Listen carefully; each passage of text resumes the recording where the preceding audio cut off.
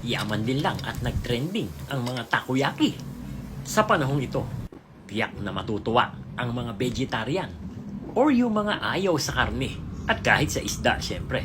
Dahil ang ibibida natin dito ay ang mga anak ng tokwa.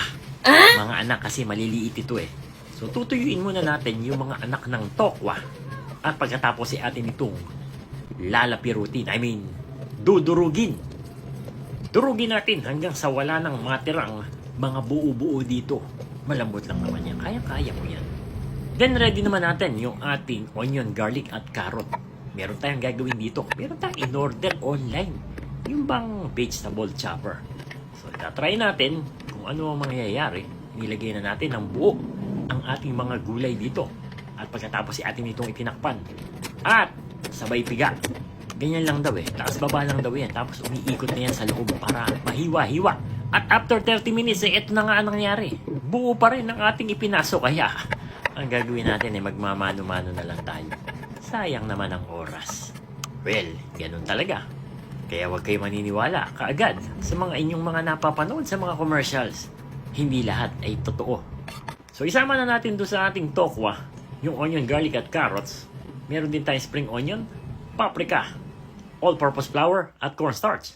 Isang itlog, salt and pepper, garlic powder. Isama na din natin soy sauce at liquid seasoning. At ayan na, kumpleto na. Haluin na natin itong mabuti hanggang sa makabuo tayo ng ating dough. Marami na rin tayo naging version ng tokwa recipe dito sa ating kusina. Ano ang paborito mo?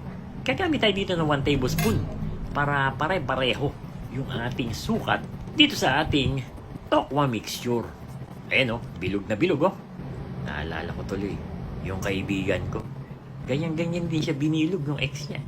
But anyway, mag-ready na tayo dito ng mantika at kapag mainit na, isalang na natin yung ating mga tokwa balls. Mabilis lang maluto yan. Hintayin lang natin mag-golden brown.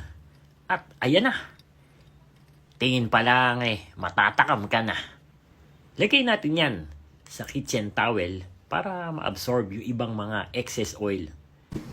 At pagkatapos, ready na natin ang ating plato.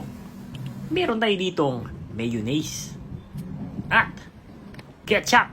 Sinimplehan lang natin ng sauce. Bahala ka na kung ano ang gusto mo dahil and there you have it, KND Nation, mga kadadilicious. Ito yung ating version ng tokwa yaki. Ang simpleng recipe kung hindi mo kayang bumili ng takoyaki. Dahil ang mga ingredients nito, paniguradong kayang-kaya mong mabili.